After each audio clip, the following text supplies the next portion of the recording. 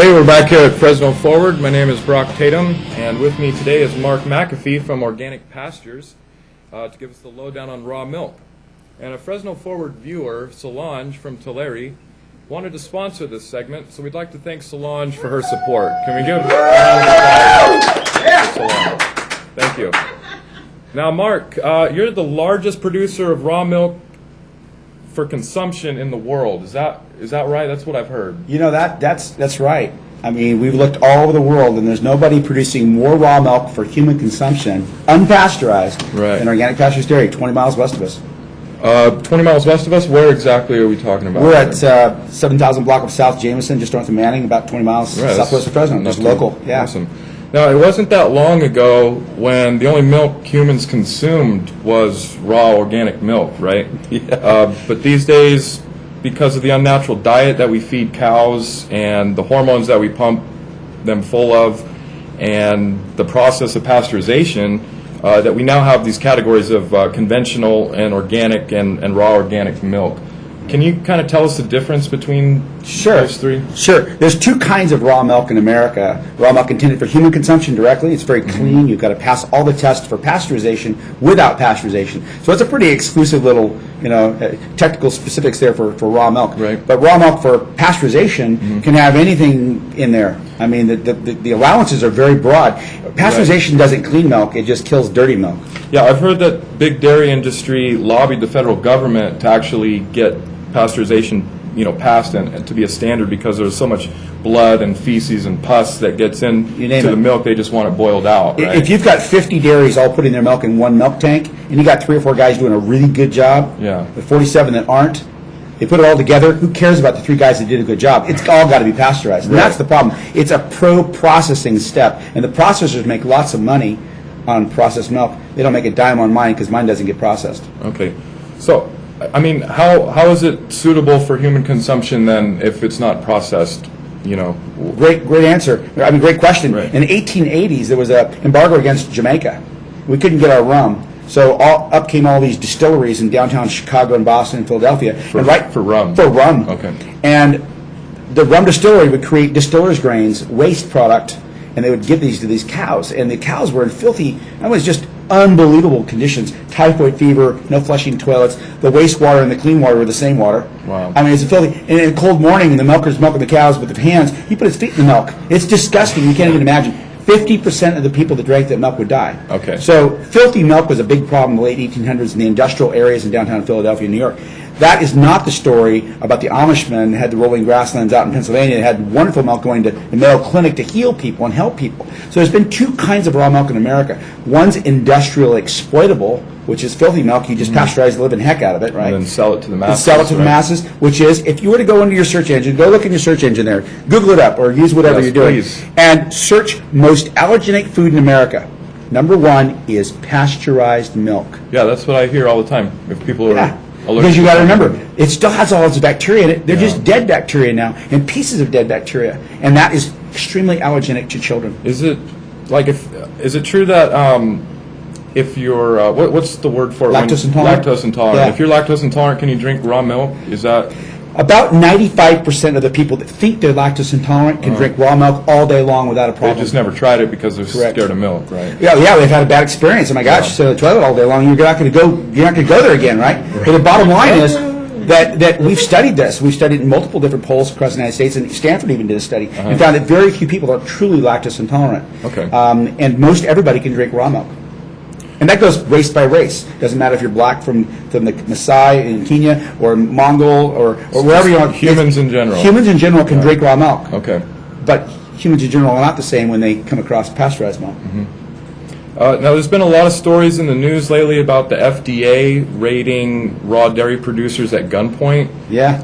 I know I haven't heard of any from California. There might have been one in Venice not too long ago. Beach, LA, yeah. But why are they doing that? Why are they raiding places at gunpoint when it seems peaceful enough? If you've seen the movie Food Inc., yes, you know the story. Yeah, okay. And as the government policymakers, the regulators, and the FDA, and the USDA are so in bed with the corporate people they take care of that the policies and the policymakers are literally all they're in golden parachutes together, right? it's corrupt, deeply corrupt. Well, the FDA regulates dairy in the United States under the Pasteurized Milk Ordinance and under the National Conference on Interstate Milk Shipments, the NECIMS. And so they do policy favors to the big dairy industries. And the big dairy industry does not want raw milk to get out into the public because they lose control of the milk. It needs to go to the processing plants to make money. So when you have Venice Beach, for instance, Rawson Food Co-op down in L.A. selling milk that's coming out of Ohio, the FDA gets jurisdiction because that milk came across state lines. Oh, okay. They come in with their black masks and their guns drawn and terrify the living heck out of people, confiscating wonderful Amish raw milk. And it becomes an insane kind of thing that's going on, and it's going on all over this country. Wow.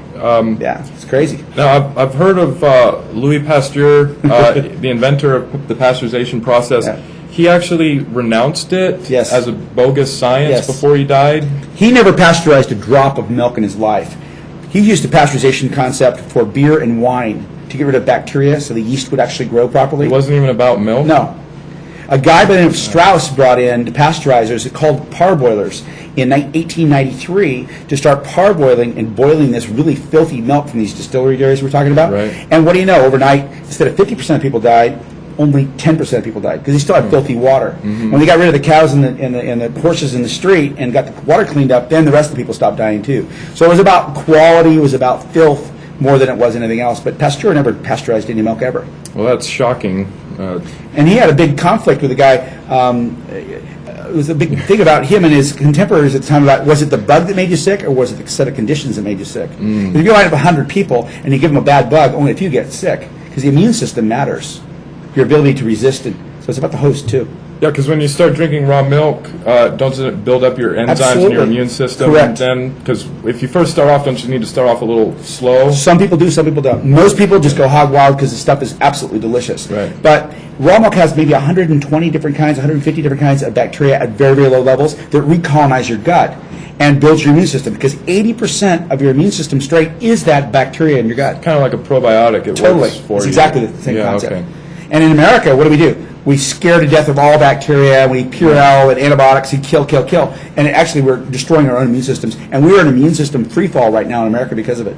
Sterilized foods. Seems like anything that's good for us, we're just, blackballing almost, Yeah, it's a self-fulfilling prophecy. Pharmaceutical companies now make so much money on sick people. Why would you ever want to fix sickness? You got 20% of the GMP in this country. The gross national product is based on going to the doctor, getting more drugs. Why would you want to change that? They need long lines of sick people in order. And that's really where the answer to this. Sustainable medicine going forward is going to be based on prevention, education, nutrition, versus getting some lap band surgery after you're obese and diabetic. Did you say lap dance surgery? Yeah, lap dance surgery. Lap band surgery. Oh, lap band. Funny guy. Now, what? You would not want a lap dance from that lap We'll look at band the film. person. We'll look at the film of this. What can you tell me about the Raw Milk Institute? Raw Milk Institute was formed a few months ago, and it's actually just starting now. It's a nonprofit organization, and I've been going around the world talking as an expert about raw milk and how to safely produce raw milk. And when you look at 50 different states, you have 50 different rules about raw milk. And there's chaos. And what you're finding is the FDA and the processors love that chaos because they don't want raw milk to get its act together. And after a while, I just said, the heck with it. We've got to have some leadership here. Let's develop an organization which is absolutely dedicated to research and helping farmers know how to produce safe raw milk. So we don't have these outbreaks once in a while and they point the finger and say, oh, raw milk made somebody sick. Yes, raw milk can make you sick. However, if done properly, rarely it doesn't make you sick. In fact, the CDC website, the CDC, the Centers for Disease Control, have 0 deaths from any raw milk since 1973 when they started collecting this data. 0 deaths. 0 deaths. Pasteurization has either 20 deaths or 84 deaths, depending on which category you look at, because the Jalisco cheese incident had 84 deaths all by itself. Yeah, it's Pasteurized kind of like the vaccinations thing. I Yeah. mean, it's something they tell you have to get. You have to pasteurize this, but it's killing people every year. Fear is the greatest manipulation tool you can have for a marketplace. Scare people, they'll run to that side of the ship. Right. Okay, now let's talk about your business, Organic Pastures. Yeah. The phone number is 1-877 Raw Milk. Yep. You can find them online, organicpastures.com, is it? Organicpastures.com. Okay. Yeah. What are you selling there? You selling anything besides milk? We've got buttercream cheese, beef, eggs, all the stuff you'd find on a regular wonderful organic dairy farm. Okay. And it's popular because it doesn't cause lactose intolerance. It's a mirror image of breast milk, so kids that are being breastfed and mom stop breastfeeding, you go into raw milk and you don't have all these allergies and lactose intolerance and digestive problems because it's a mirror image of mom's breast milk. And so it's very popular with families. Yeah, I bet that makes us for a strong baby, you know, Oh, yeah. with a good immune You don't get system. snotty noses, Yeah. ear infections, asthma goes away, all kinds of great stuff. No more eczema.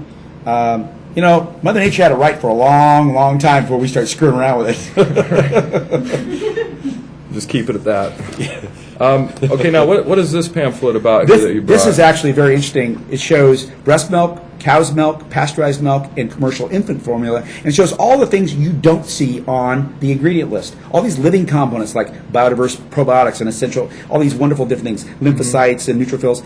And it shows how they're totally active and alive in breast milk and in cow's milk. And the same would be true of goat's milk or camel milk or horse milk.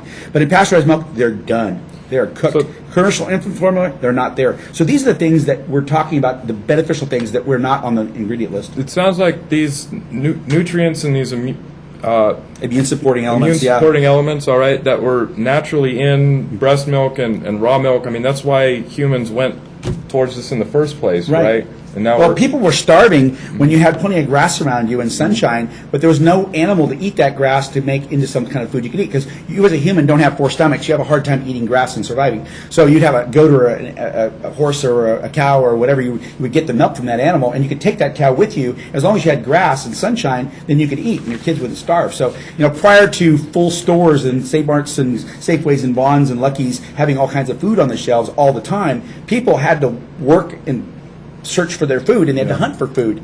And we forget that as modern human beings. But 150 years ago, food was scarce, and have a cow was a privilege. Yeah, a lot of people just made it through the winters without starving because they had a cow. That's right, or a goat or something like that they could feed. Thank you, Mark. You're for being welcome. here, Mark McAfee, You rock. Organic Thank you for Pastures having Dairy. Check it out, everybody. Even if you're not a big milk drinker, this is an issue that we should all be aware of and get behind because, I mean, what's next? Raw vegetables? I mean, where's it going to stop? Well, almonds have already been hit. So. Almonds have been hit. Yep. So stick with us. We'll be back in a minute with Abe from Cafe Info Shop.